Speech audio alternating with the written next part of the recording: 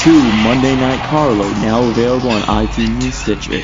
And now please welcome Carlo.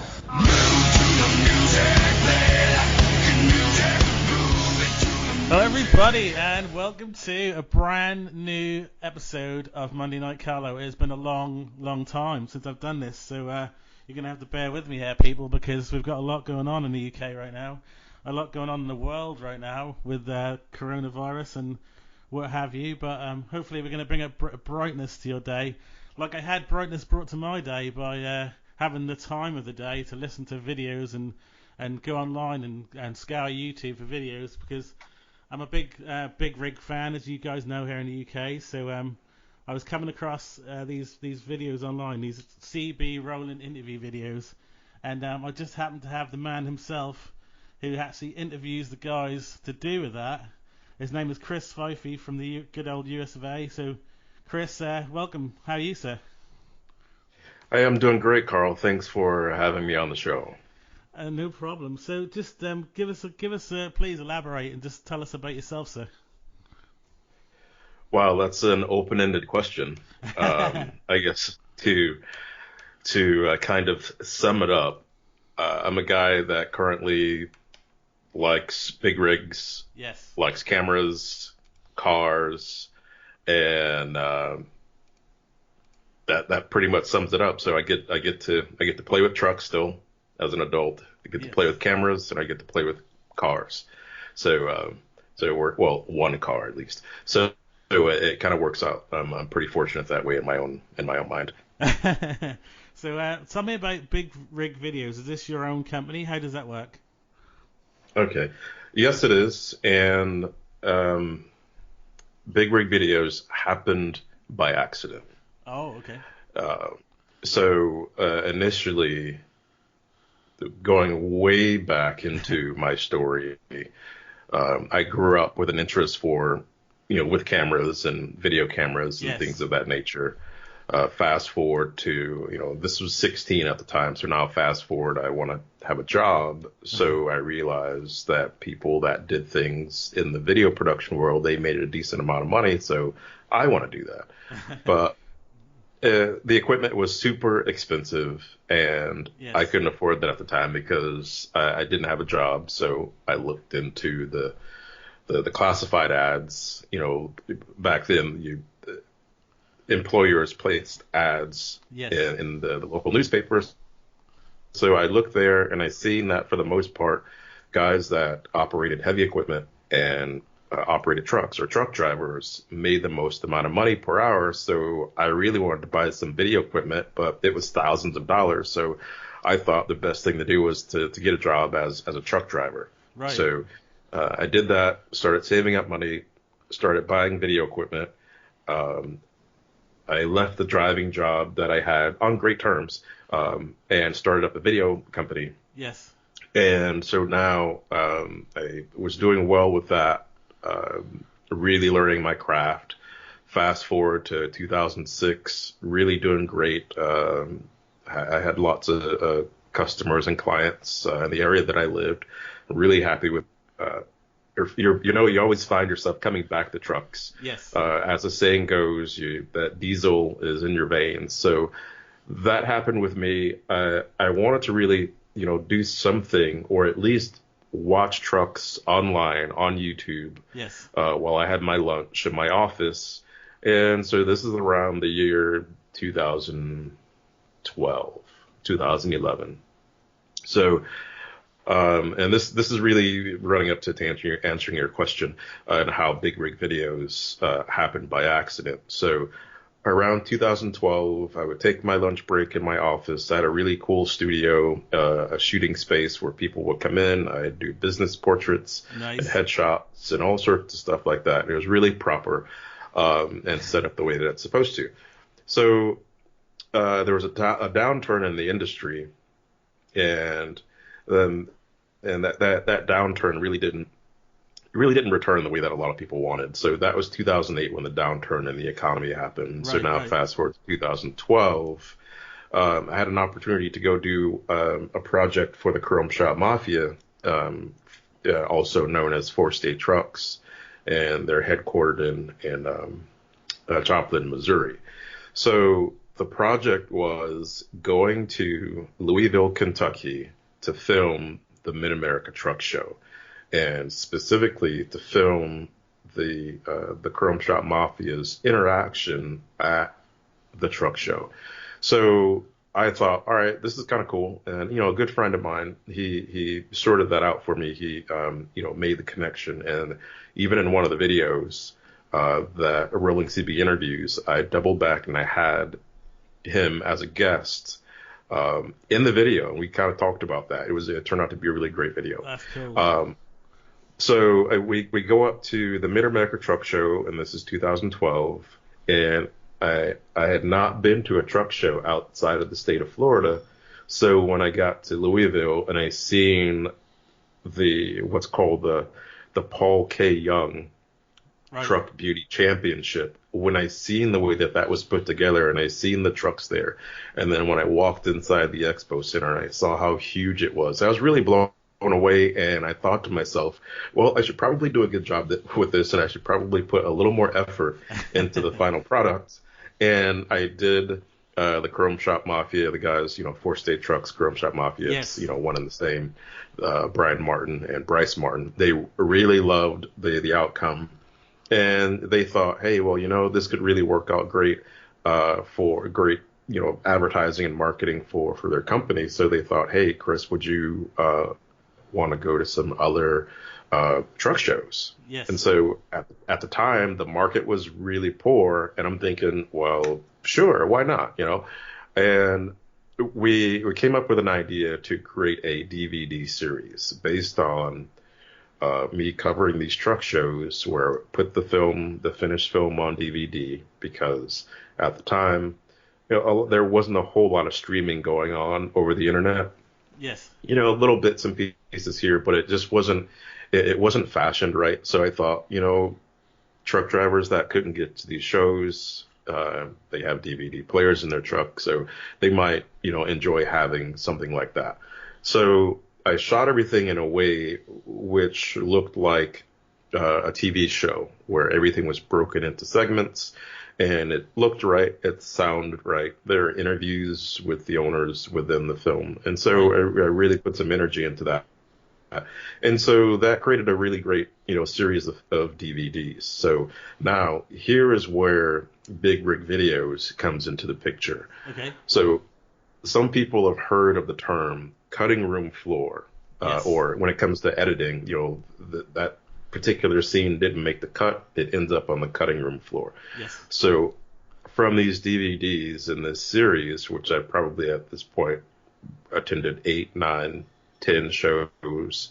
So I had a lot of stuff, a lot of clips, video clips that were only 10 seconds, 15, 30 seconds or something like that. And they really had they really didn't fit into a big story, right. But they're just cool to look at, Yeah. a truck just passing by or something like that. Yes. So I thought to myself, Facebook was just starting to play around with video on their platform, and Instagram had just launched the ability to post 15-second video clips on their platform. So I'm thinking, instead of just deleting these video clips, I'm just going to make a Facebook page, a really random Facebook page, and I'm just going to start just posting these things at random, just like a dumping ground. I hate to use that term, but I didn't want to delete the clips, and I thought people somewhere might appreciate them, so I just wanted to place them somewhere.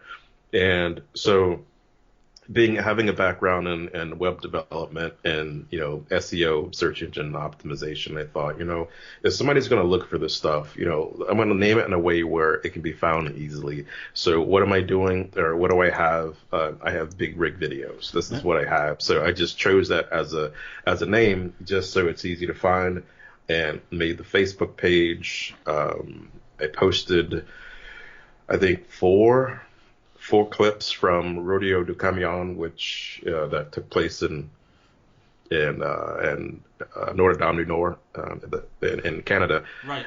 And I posted those 4 clips, and basically the next day the page had skyrocketed to 17,000 people. Nice. And it was one of those things where I thought, well, what the hell did I just do? And and what was going on. So it happened in a good way where people liked what they saw, and that was basically the birth of Big Rig Videos. So let me go back and just say that. So obviously a kid growing up in the UK, my love of trucks comes from the movie Convoy. Okay, the Chris Christopherson movie, which I'm sure you've heard Yes. of. hmm But it was one that my dad, like me and my dad, used to have movie nights when I was a little kid, and he showed me this movie, and I've got to say, Chris, I was absolutely blown away by it. At that age, I'd never seen anything like it, and that's what made me kind of get my love of trucks. So, as I said, because of the coronavirus, I kind of had more time on my hands, so I thought I'd look online for truck videos, and I thought to myself, what is this? You know, what are these rolling CV videos? I've never come across them before. I click on them and I find that that's like one of the greatest interview techniques I've ever seen in my life, because this is like in my head, I kind of had stuff like this in my head that I'd always wanted to see, but until you brought the videos out, I'd never seen anything done like it. So how did you sort of come up with the concept, and then how did you deliver the concept, as in set them up with the truck driver almost? Okay, good question. A lot of people ask that.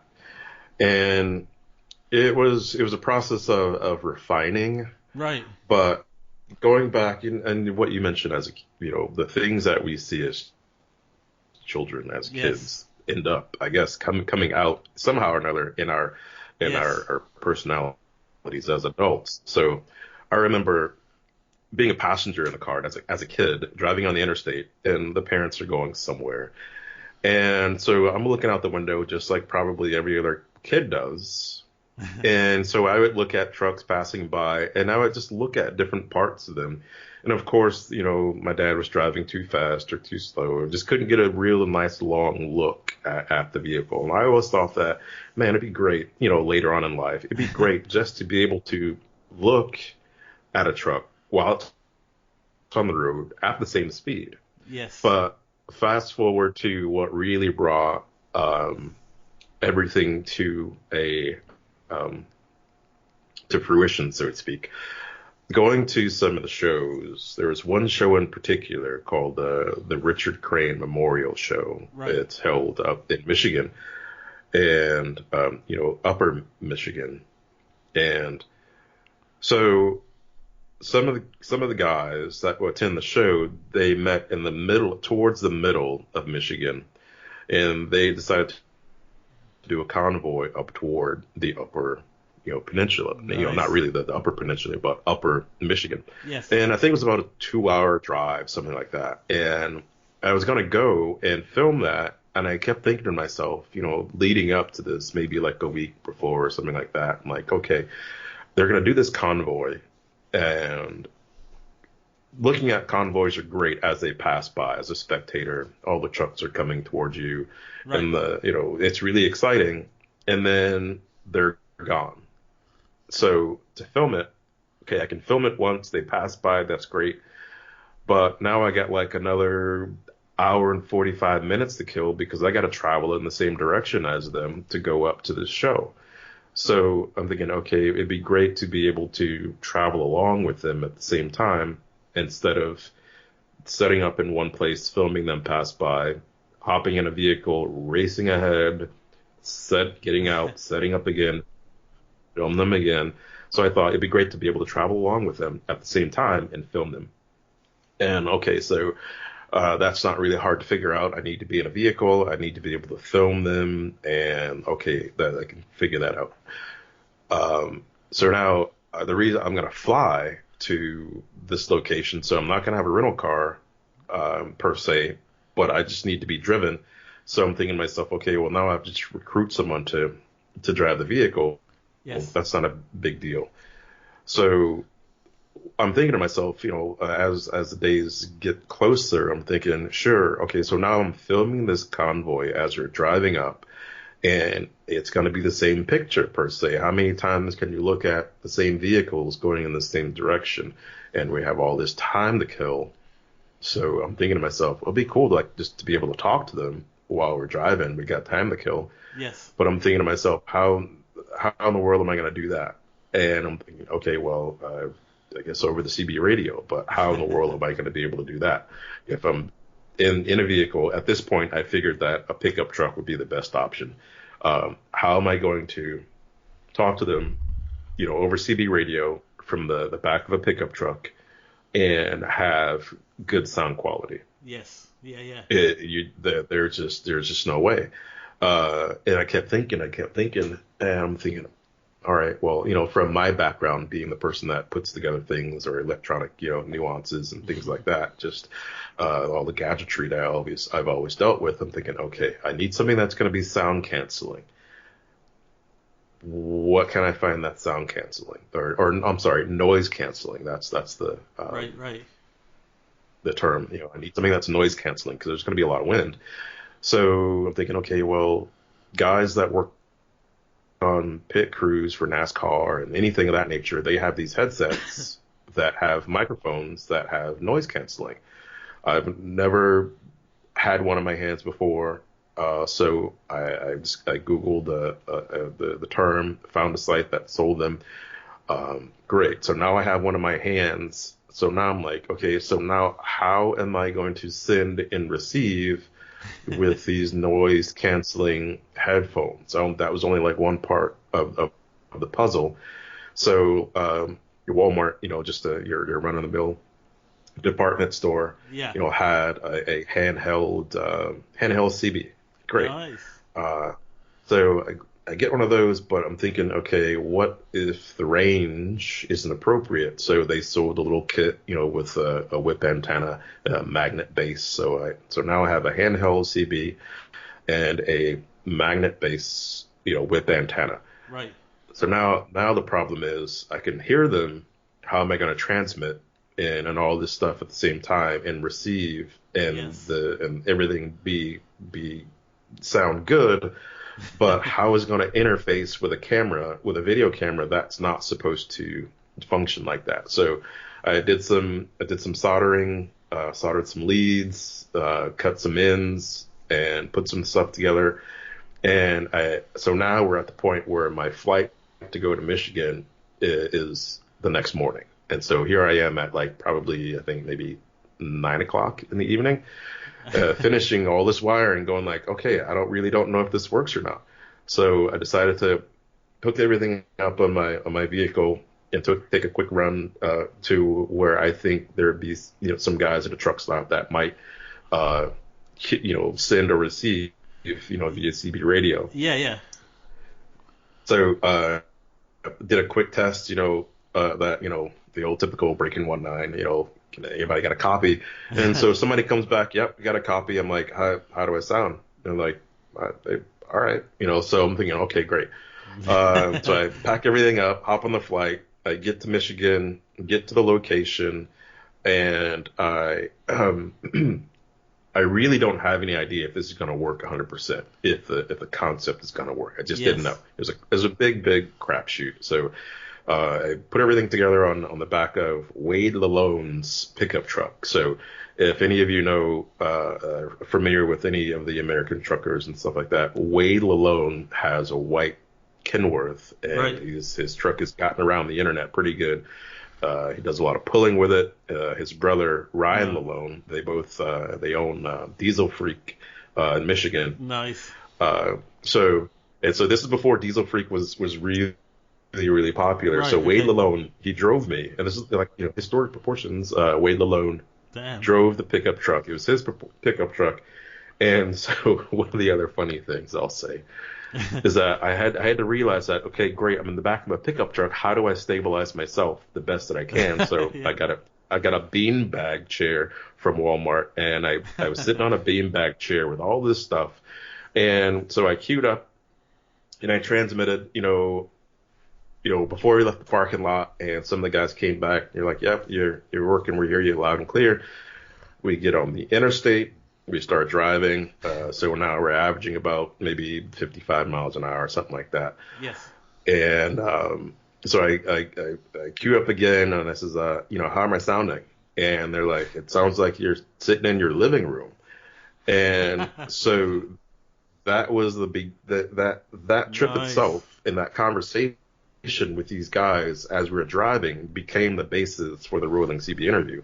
And once I got back to Florida, I thought to myself, that was great, but I just need to be able to do that a little safer per se, because riding in the back of a pickup truck, that's not recommended. In some places not legal, but I did it just for the hell of it. I'm gonna go full tilt. But once I got back to Florida, I'm like, okay, how can I do this where I can have better control and a better result? So I just basically took the concept, added some different equipment, took away some equipment, and just started refining the process. And it started with just using GoPros, but then I wanted to be able to change the angle of the GoPro while driving, because I didn't want to have a permanently fixed mounted view. So I found a piece of equipment that would allow me to rotate and tilt the camera. It was super rudimentary.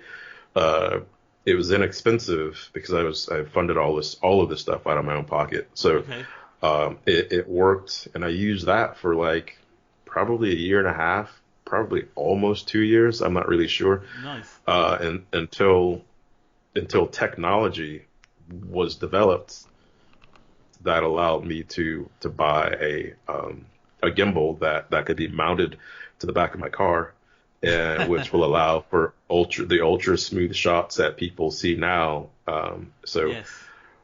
That's a story in itself, but whenever you want to ask me about that. But that's how the rolling CB interview came to be, because of that trip going up to that truck show. Well, I also noticed, Chris, that the as the videos went on, you had the ability to like film in the cab as well, because you kind of get the drivers on video as well now. Yeah, and so when I first started filming things at these shows, some guys they would give me some of their time. Some of them weren't really, apprehensive. Thank you. They're apprehensive because they didn't know where the film was going to end up and the real purpose. But after the things that I've done, that DVD series became popular, people realized that, I understand what you want to do. So it became, instead of me asking hey, would you like to be filmed, it became some of the guys coming up and asking, hey, well, if you have some spare time and you want to go and do something on the highway, I can do that. So now it became, a lot easier. So in some cases, if there was time to set up some cameras in the cab of the truck, I would do that. In other cases, there wasn't any time, or it was what I like to do. When I have time, I call it a random rolling CB interview, where I literally try to make contact with a guy that I don't even know and have a conversation with him. And I've met some really great guys that way. That's awesome. And some really great stories have come out of the random rolling CB interviews. Well, elaborate. Go on, tell me some. I'd love to hear them. Okay. One of, let's see, I think Bradley Fox. Bradley Fox is a truck driver, of course, that he was going southbound from the Wildwood area. That's Wildwood is known for the 75 Chrome Shop. And I was done filming for the day, and I put everything away in my car, and I'm driving down to Orlando, and that's the area that I live in, and it's about an hour drive. And so I'm driving south, not thinking much about anything, and I see this beacon of light in the distance. And some of these trucks, the way that the guys have them, there's lights everywhere. 200 lights. And so I'm like, okay, this is looking pretty interesting. And it was maybe about 30 minutes before dusk, and so I kind of picked up the pace a little bit, caught up with the guy, and I chatted with him real quick on the radio, and I said, hey, would you mind if I talk to you on camera? And he's like, well, yeah, I don't care. It probably didn't make sense to him at the time, because here I am, talking from a car. And so I was able to pull off into a rest area there on the turnpike, and I quickly put on the cameras that actually at the time it's just one camera that I was using. So I put everything together and I took off to catch up with him again, and we had a conversation that became pretty interesting. We learned some stuff about the engine hauling that he does, and really solid guy. A lot of the truckers out there are really solid guys, so I just don't want to single him out, but a lot of times they don't have the opportunity to take the mic per se and put themselves out that way. Some of them, they're not going to do that themselves. So when they have the opportunity, it's great to get to know them. So that's an example of a random rolling CV interview that comes to mind. There's other random circumstances that have led to really great interviews that a lot of people have enjoyed. So is there any time when anyone's like you've ever met any hostility or someone said no to a video? No, not at all. No, not at all.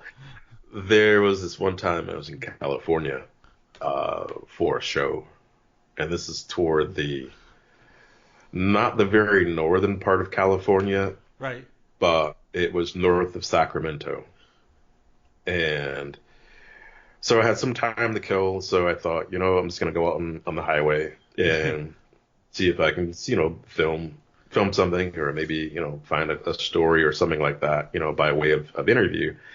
So hay haulers, I had not seen hay haulers, because in Florida you don't see much of that, or any of the other parts of the states. Yes. At least me particularly, maybe there's hay haulers, the square bale, not the round bale. You can see round bale hauling.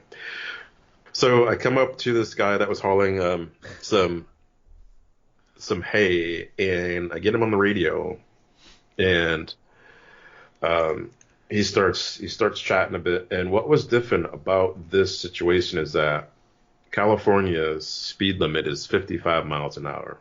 Right. For trucks only. Yes. And the cars were able to go, I think, 65, something like that. So you can imagine, and this was that's random. A 4-lane. Yeah, a 4-lane highway, so 2 lanes going in one direction. So I had to always give way or be mindful that their cars were coming through, and I had to move out of the way. So I basically fixed the camera in a way where I can be in the right lane in front of the truck driver the whole time and not have to move out of the left lane. So the constant flow of traffic was there. So I get to the point where I really wanted to get a shot of this guy from the left lane while he was in the right lane. And so I was probably speaking with him for about 5 minutes, and he's like, I really need to see who I'm talking to here, he says, because he didn't believe me right away when I told him what I do and the reason that I do it. So he wanted to make sure that I wasn't a DOT officer, Department of Transportation officer, checking up on truck drivers. So you want to see that you were legit, Oh yeah. So he mashed on it a little bit. He came up alongside me, and he looks down and he says, "Oh, okay, all right, we can keep talking," something along those lines. And I think I kept that part in the video. And so we had a conversation that way. So that wasn't any hostility or anything, but it was just funny. But I will tell you another funny story. This wasn't hostile either, but it was funny. I was in Arizona. Nice. No, New Mexico. I'm sorry. It was in New Mexico, heading back home towards Florida, and so now I had cameras on the cars. I'm going east, and I see these, I think 3 to 4 trucks hauling, I think salt. I don't remember exactly. They were hauling some stuff, and I'm getting some shots as I pass by, because I came up with a way just to, not maybe do a long interview, but just to, grab some shots that are long enough for the viewer to appreciate the truck from the rear view, the side view, and then the front view, and then be, on my way. So I'm doing this, starting with the last truck, and I'm moving forward to the first truck, and as I get to the the first truck, which would have been the last truck. I'm sorry, this might be a little confusing. So I've been coming up to the group of trucks. I'm approaching the first truck that I'm getting to. Okay. And so I'm moving alongside him. And all of a sudden he hits the brakes. What? And he disappears out of camera view. And I start laughing. So I move along to the next truck, and then the next truck, got the shots that I needed. And then I move up ahead, and I got on the radio, and I think they were on a different channel, so I found out what channel they were on, and I was chatting with them, and they're like, "Oh, you're the guy from Big Rig Videos?" And I'm like, "Yeah." So let your buddy know. I didn't mean to weird him out that way. You know, I was just trying to get some shots of this truck.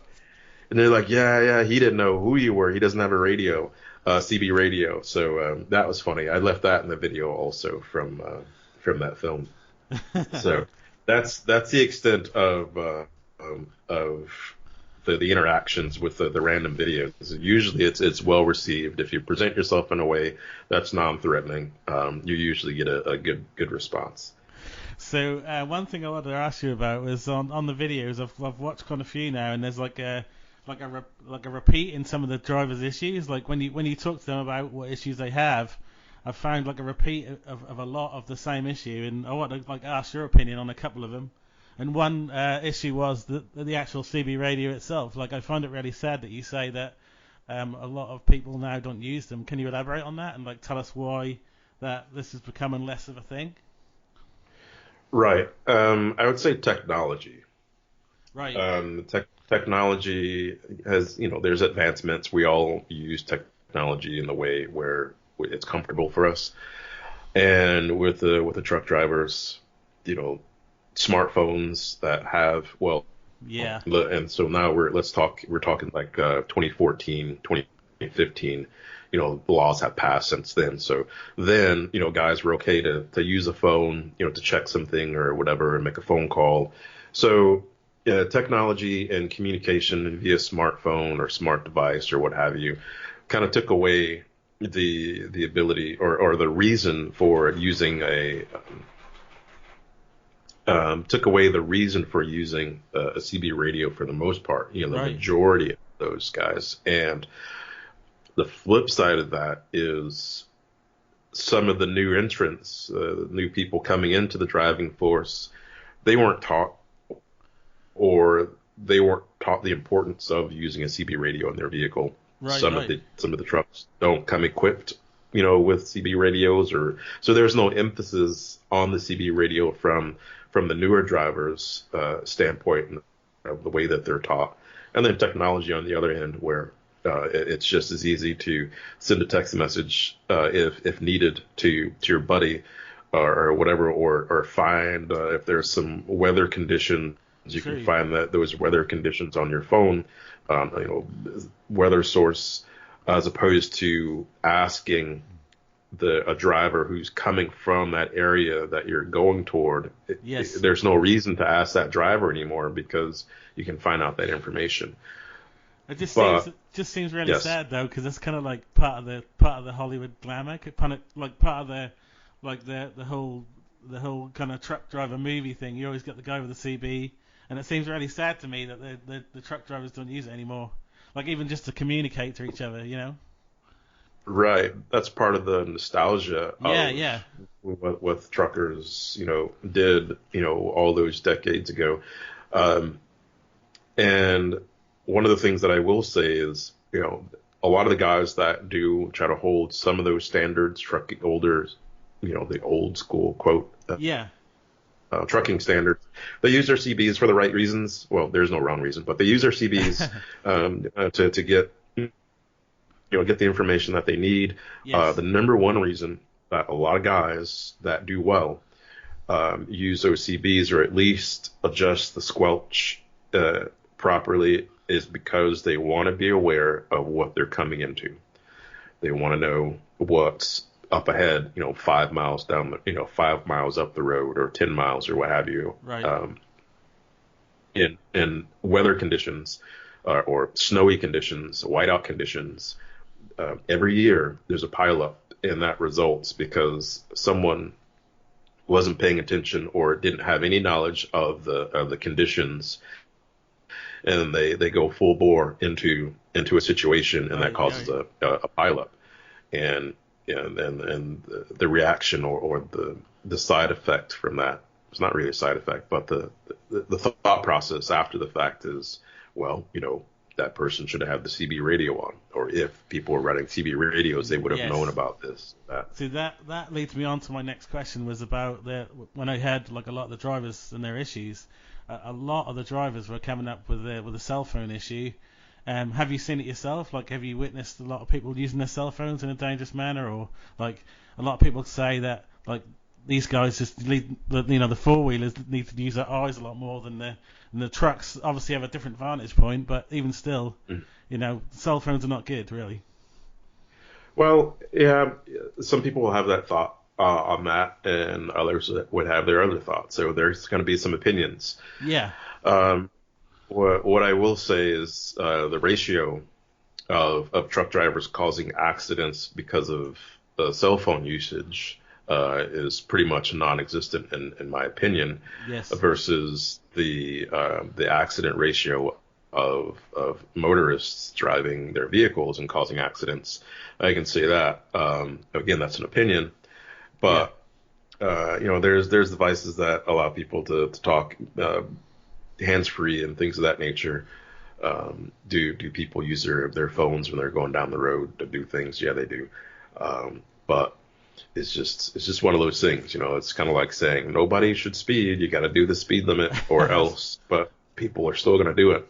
That's very true. And if an accident occurs because of it, what can you do? So, yeah. So for you, like, how much miles do you cover doing your job? Like, when you're doing your videos, how many miles do you basically just do the whole of the US? Yeah. So I don't have any particular set pattern Right. within the way that I do things or the areas that I cover. A lot of times the areas are based on where the truck shows are that I'm attending, and Okay. I may go earlier to a truck show, or I may stay a week later. There are some companies that hire me directly to do some things that are commercial truck related. So I'll go in Yes. that area and film what I'm hired for. Then I may stay, a day or two after the fact to see if I can create some content. But there's some ideas that I have that will allow me to do some things that are not really predictable, but that will allow for some more participation within the area. Because what I do get requests from a lot of people, they would like me to do a film with them, or because of the history of their company or the history of their family. But there's costs involved. And I want to Yes. be able to do as much as possible, but there are a lot of raw costs involved. So I just can't pick up and go do a film and not have some way to, to retain some money or be paid back for those expenses.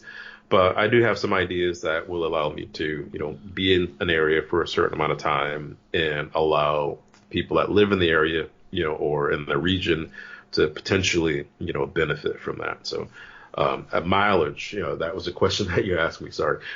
Miles that I cover, um, a lot. I don't keep track of them the way that I Yeah. probably should. And if I did, I would probably be selfish with the vehicle that I drive and be constantly concerned about the number of miles that I put on it. But I try not to think about that, the number of miles. I can tell you that I don't know. I think I put on probably at least 190,000 miles See, in the vehicle that I drive and doing truck related stuff.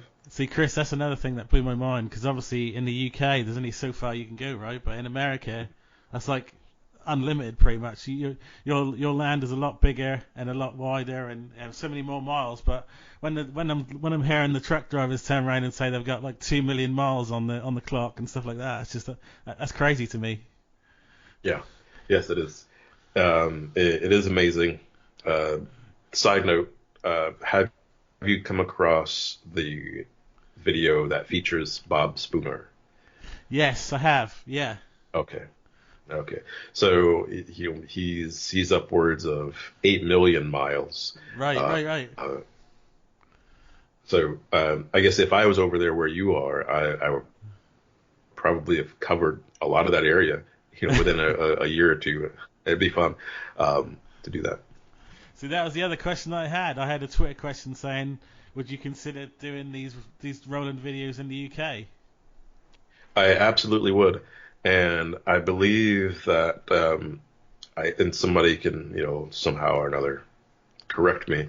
I believe if you live out of state like where I do, and if I have a vehicle shipped over, I believe I read that it doesn't have to be plated for a certain amount of time. Yeah, that's right. Um, and so once I learned that, I'm like, oh, game on. I ship my vehicle over. Of course, I wouldn't know the roads, so I wouldn't try to do what I do without knowing the road system, because that's potentially an accident waiting to happen. But to be able to have the right vehicle to do what's necessary over there, I would love to do that. That'd be a lot of fun. Yeah, and also I think you've got the history now because you've been doing the videos for quite a long time, and I think that there's a lot of UK drivers that I know of that have actually seen your videos as well. So you've kind of got a reputation over here. So I think that you get some good interviews over here as well. Yeah, I would love to be able to do that. Like I said earlier, there's so many stories. There's so many stories out there that I think people should learn about or at least know about, because it's just part of the trucking history that, where you are or where other people are. Yeah. There's probably really, really great things that have been done, humanitarian things that have been done by See, these individuals that don't go recognized the way that they should. but this is funny because I was speaking about this to my brother literally last night, saying that I can't see why stuff like this that you're creating here can't be on TV because to me, like this stuff is more interesting than what is on TV nowadays. And Right. like real life stories to me are a lot more interesting than kind of celebrities, and you know what I mean. Like I like this stuff a lot better. Right. Right. Yeah, and I would agree, not just because it's me doing it, but I find myself watching things that have to do with other human aspects. Yeah. How are people dealing with certain things? The real stories behind something. Um, excuse me, and being able to go into these, I guess, subsets of industries and learn how things work, learn how the challenges are overcome, and how guys are doing it with style, Yes. with the way that their vehicles are, with the way that they present themselves. I mean, what other industry, does that? Where, and there probably are some, but sure, the way you comb your hair, the way that you dress, maybe a nice flashy vehicle or what have you. But these guys, it's their life. They generate their income and they take care of families that way, but all doing it in style. So that's really cool. That is really cool. So you touched upon like the truck shows that you've been to. For you, what is like the best truck show in America that you've been to? What is the biggest show that you've seen? Okay, so there's two, but they're a bit different in Okay. terms of what you're going to see at the show. So the absolute best show that I would recommend anyone try to get to would be the Guilty by Association truck show. That Nice. truck show was put on by Four State Trucks, the Chrome Shop Mafia. I mentioned them earlier, and it's not a shameless plug or anything.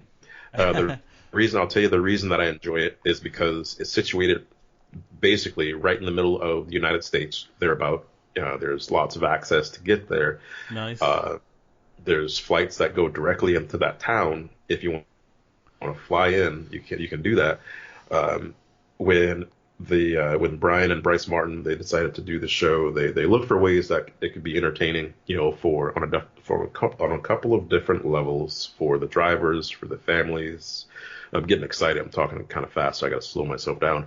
Uh, so lots of entertainment for the drivers, families. They built in some other things to the show, like a convoy that goes into the downtown portion of the city. Nice. truck and tractor pull, some other items that go on during the show, like burnout contests, and it really embraces what the truckers are, and it's low pressure from a competition standpoint. So there's no competition when it comes to awards or competing for who has the best truck or chrome or pipes or shine or whatever it is. Guys just show up. They wash their truck and they park, and then for the rest of the weekend they're just having a good time, socializing, and they're entertained. And so that's why I think that's the best show, for that reason. And there's some other shows that I would comment on that do come in, close second, to that show. Okay. But now to switch to the other show that I think is a great show, but a completely different scenario is what happens, and I mentioned earlier, Notre Dame du Nord, which is up in Quebec, Canada, the uphill drag racing. Yes. That has been going on. I think they're approaching 50 years, almost 50 years of drag racing. Don't quote me on that, but it's been a long time since they've been doing the uphill drags, and to see that in person, I can't equate it to a whole lot of other things. Yes. Because if anybody's been to a drag strip where there's top fuel dragsters racing or anything that has lots of horsepower, there's a sensation that comes along with being there. So at these uphill drags, so now you're taking semi trucks that have 2,000 horsepower or more. I think 2,000 in some classes, that's about average. But these guys drag racing and pulling the weights that they pull, 160 to 180, they measure in kilometers, but pounds. And for these guys to race up that hill and to be as close as you're allowed to be, literally within 5 feet of these guys going up the hill, and the horsepower, the smell of diesel, the smell of the exhaust, the black smoke from the exhaust, just the camlope from the diesel engines. You just, when you hear this, you think to yourself, diesel trucks aren't supposed to do this, semi trucks aren't supposed to do this, but the guys there, they make the trucks perform the way that they do, and it's just amazing. So that show is one, and then I had learned that there's a series of shows that happen all across the portion of the central part of Canada. I think I take that back. There's only one. There's one in. They only happen in Quebec. Yes. But a gentleman that lives in Michigan. I'm drawing a blank for his name. It'll come back to me in just a moment. He decided to bring those races to America, to Onaway, Michigan, and so those races take place in Michigan. So for the people that can't make it to Canada, can go up to Michigan and see those races. That is very, very cool. So for you at these shows, what is it for you personally that kind of gets your blood pumping there, Chris? What do you look for yourself? What is it about trucks that kind of makes you want to do this stuff? Well, I think what's fun for me is the fact that these guys that operate these really great trucks they've taken their time and decided to give themselves a break by attending these shows. They put their trucks on display, or they compete with their trucks, Yes. in terms of different categories of things. And so what's really awesome is to see these guys roll in with these trucks that you typically don't see very often. They roll in, they park, they get them all cleaned up, and they make them available for people to attend the show and look at these trucks. And just to be able to learn about, what they do with them, and become, I've become friends with a lot of these guys, close friends. Yes. With a lot of these guys, because you get to know them, because they're just like me, or they're just like you. Yeah. We just have different occupations, and we have things that we're going to really be keen on that may be more of an interest. They just happen to love to do really cool things with their trucks and to make that available for others to enjoy. So for me, being able to go to a location and know that there's 30, 40, 100, 200, or in some cases 800 trucks available, it's just really exciting. So I need to sign off, but before I do, there's something I need to convey, is that a lot of people on Twitter, a lot of the drivers on Twitter wanted me to convey to you that I don't think that you realise just how much you help them, and they wanted me to let you know that they from the bottom of their hearts, they think you're a legend, and that you do a lot, and that you don't really realise what you do. So from them, I just want to say that to you. You know, I just want you to know that what you do is a good thing. Well, I really appreciate that. Thank you to the guys that are listening that share that same sentiment. I keep my blinders on, and I don't try. And I don't know if it's a good thing, but I just try to keep my blinders on and create really cool stuff and put it out there for people to enjoy, because I didn't want to get distracted too much by that. You know, I guess in other ways, people, they get a big head or an inflated ego. Yeah. And I never really wanted that to get in the way of what I was doing. So Yes. A lot of time I kind of keep my blinders on so I can kind of like just focus on creating content and not on what people are saying, because I didn't want that to deter me from sitting back and trying to enjoy the limelight too much, if that makes sense. It's so just keep my head down and make cool videos, you know. So it's very cool, and I just want to say that it's been an absolute honour to speak to you, man. I really love your videos. I hope there's going to be a lot more. I hope one day I see you in the UK, man. We'll have to meet up sometime, and just been an honour to speak to you. Absolutely. Thank you for the opportunity. And that has been Monday Night Carlo. Thanks very much, everybody, for listening, and we will catch you down the road.